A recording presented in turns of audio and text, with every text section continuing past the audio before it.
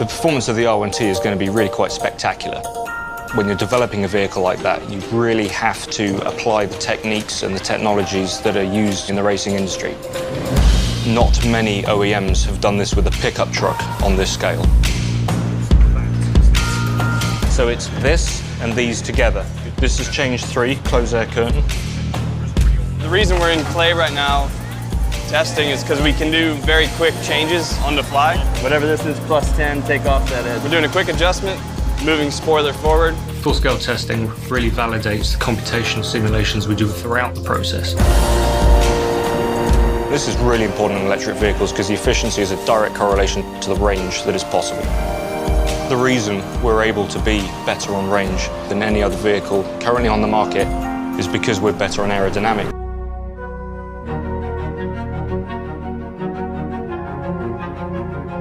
You follow a good idea. This electric adventure vehicle, it required new ideas. An electric vehicle that can be capable of traveling through harsher terrain, harsher environments.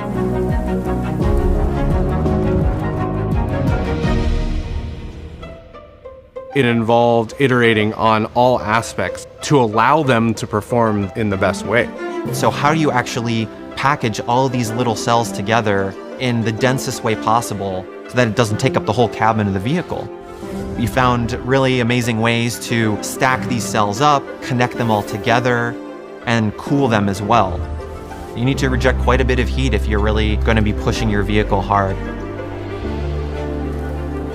Everything that's in-house is in-house because it enabled the company to open up possibilities.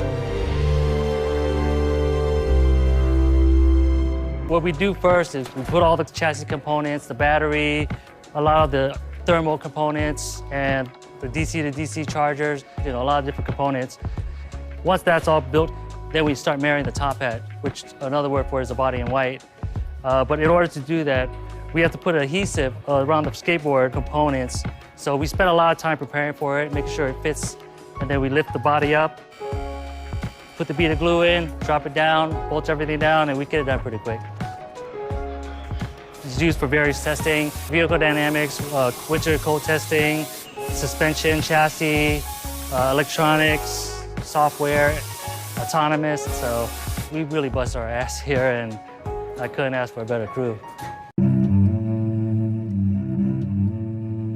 You guys seen these up close? These look great. So these are the 20-inch all-terrains, and these are the 21-inch all-season. Low rolling resistance tires. Isn't that lovely? It's one of my favorite parts of the design. Awesome. This is a mix of engineers, manufacturing engineering, manufacturing ops, technicians, and we're all together working through building these cars. See a skateboard being assembled down there just a few minutes prior. I think you guys caught it earlier. Here, we assembled the battery underneath, the front and rear subframes, the drivetrain. You can see we're now laying in elements on the skateboard on top. We can walk down and take a look.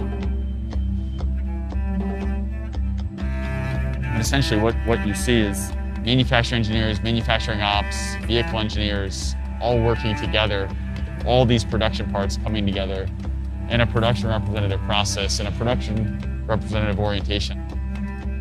The quality aspect of this is really important. So you see on all the part inspection booths we have around, what we're doing is we're making sure the parts coming in from suppliers are hitting our quality spec as well.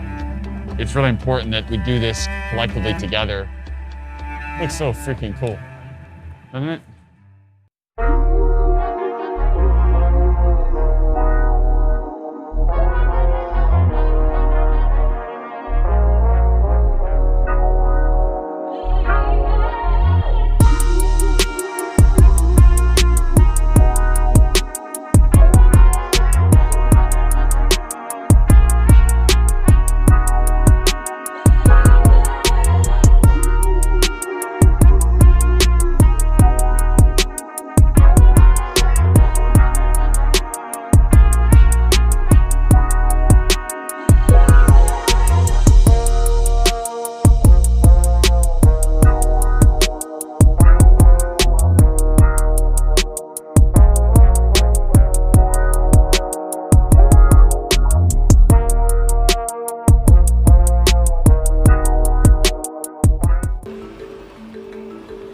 had to find different ways to work to make sure we continue to make progress. And teams are working hard, some from home, some from here. In many areas of the plant on 2 shifts as we really ramp up, bring up all the equipment in the facility.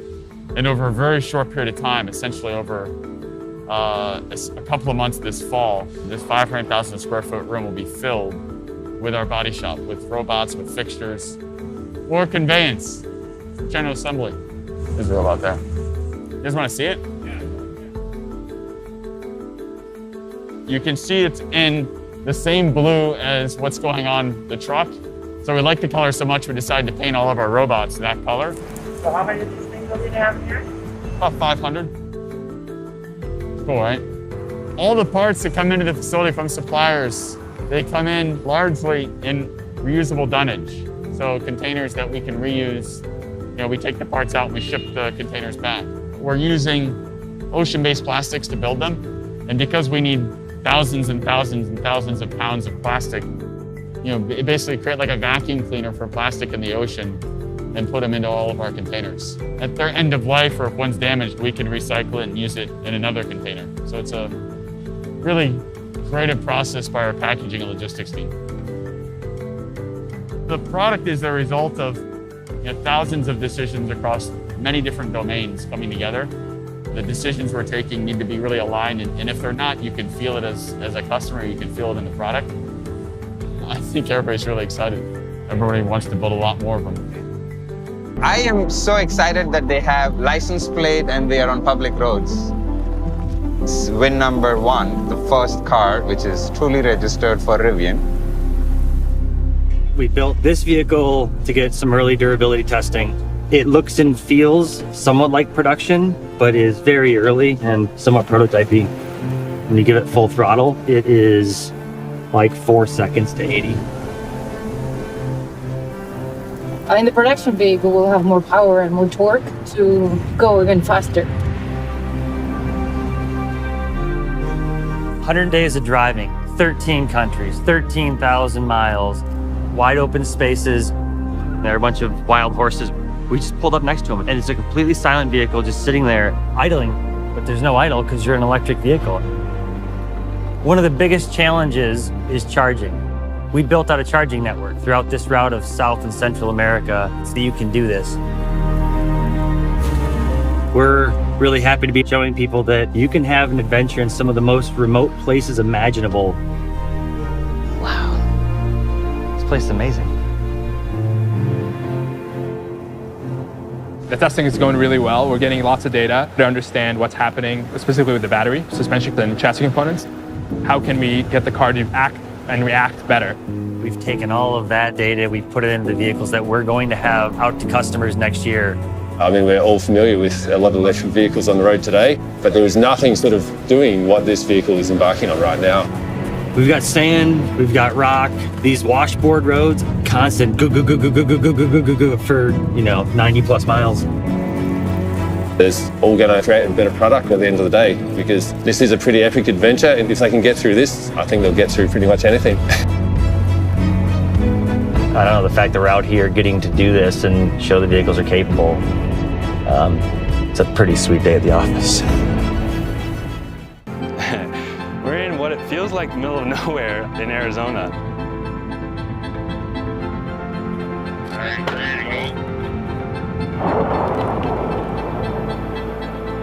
We drive it through rocks, we drive it in the dirt, we drive it through mud. We use it for development of our in-house inverters. These cars get really beaten up.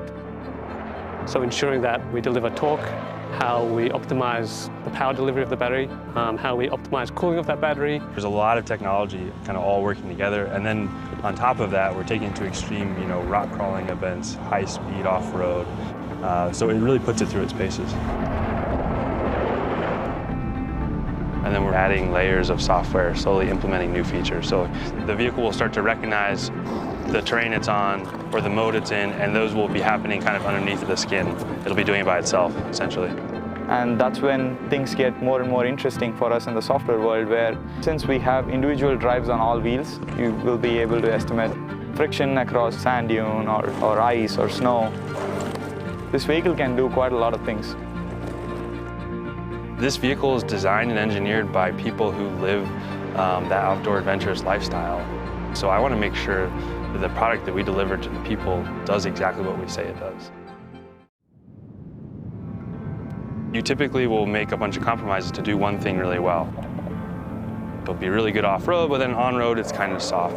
Whereas our vehicle, it has such a broad spectrum of performance. You essentially look at, what makes it good on-road, what makes it good off-road, how do we minimize the number of compromises that allow both? And that's kind of how we arrived at the solution that we did. That's why we have 4 independent motors, so that we can optimize grip off-road, but then also optimize the handling balance on-road. Air suspension, it changes heights. So you can go to a low aero mode for efficiency. You can go to an off-road mode where it's lifted up and gives you extra ground clearance, and it's extremely capable and very confidence-inspiring. We're doing the Davis Dam cycle, and so this is where a lot of trucking companies come to prove out their towing capacity. What we're really looking for is maintain cabin temperature and then maintaining the powertrain cooling as well. And what we're trying to get is a limitation in neither.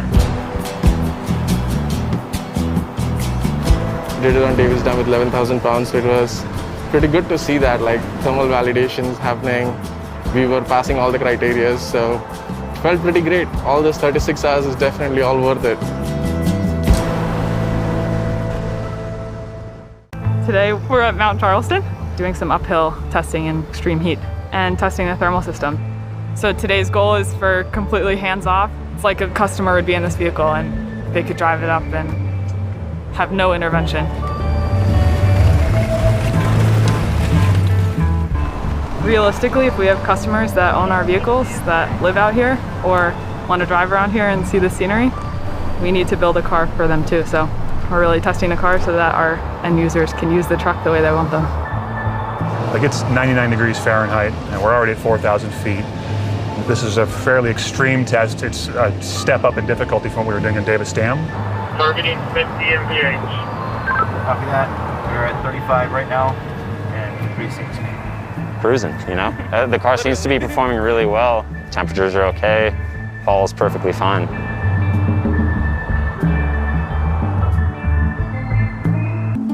What we're going to do today is go run another step up in severity for our usage cases, like we talked about yesterday on some of the other higher hills, high grades, long duration. Conditions are so severe with the grade, the weight, the temperatures, and the reason we run it is because it's kind of a final check to quantify how good or how robust our cooling systems are. We take the vehicles out, we run them in real-world conditions, we capture everything we can possibly think of to help correlate our lab work.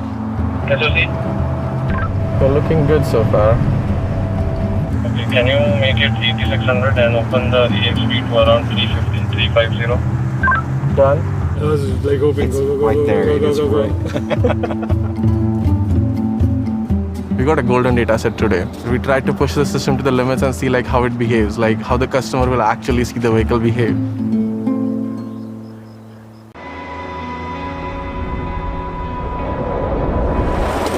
We're in the middle of the desert in Arizona at a proving grounds that allows us to explore the limits of this vehicle, both on-road and off-road.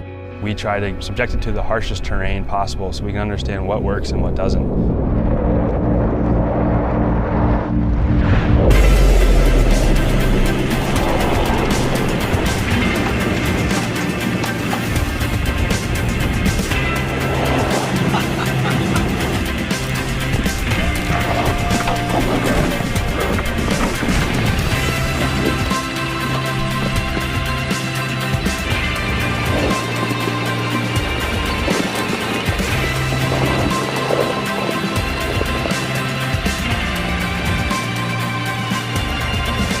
What you might consider punishing it off-road, but we're learning, we're taking all that data in and constantly developing, making it better on-road and off-road.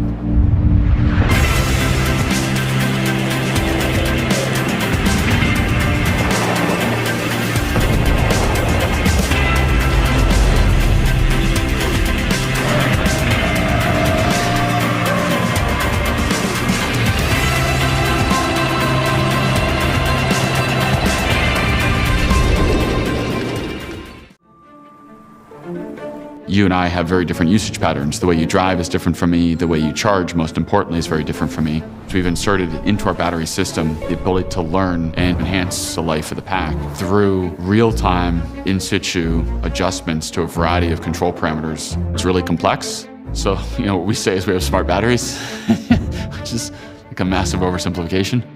The battery management system is going to really cool those hot cells in that strenuous environment, and it's going to warm those cells up in a parked environment. So that we can extend the life and the performance of the battery. And then make the car better and better over time. If you think about any adventure, you're essentially pushing whatever you're taking with you to the limits. Different temperatures, different kind of shock and vibration. And what that means on our end is that when we take a little cell, we need to test it for every possible profile that you might put it through. It can be used towing a boat in the middle of summer. The same customer during the winter may also go skiing in the negatives. My team's job is to satisfy all the use cases that this vehicle can potentially see. They want to know that the battery is going to last them years and years, and it's going to maintain that same power that they expect from a Rivian vehicle. We have world-class test and development facilities. And as a result, we can push the cell and the battery a lot farther and a lot harder. So if we really understand our cell, then when we give it to you and we put it in this pack, we absolutely know that for the worst case scenario that we tested, you'll never really get there. Building cars that can drive on electricity is really a stepping stone.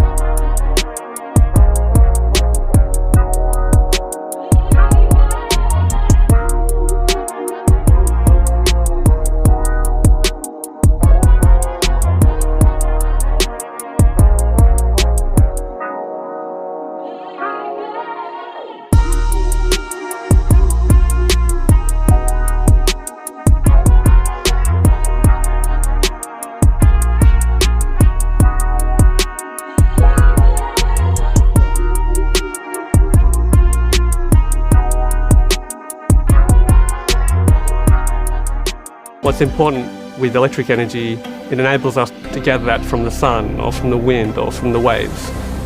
One of the things that blocks us shifting there is battery storage for storing electrons when the sun's not shining and the wind's not blowing.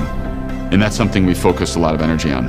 We're really excited about the ability to take batteries, put them initially into a vehicle, but then plan for and design for those batteries at their end of vehicle life to connect them to a second life in various types of grid storage.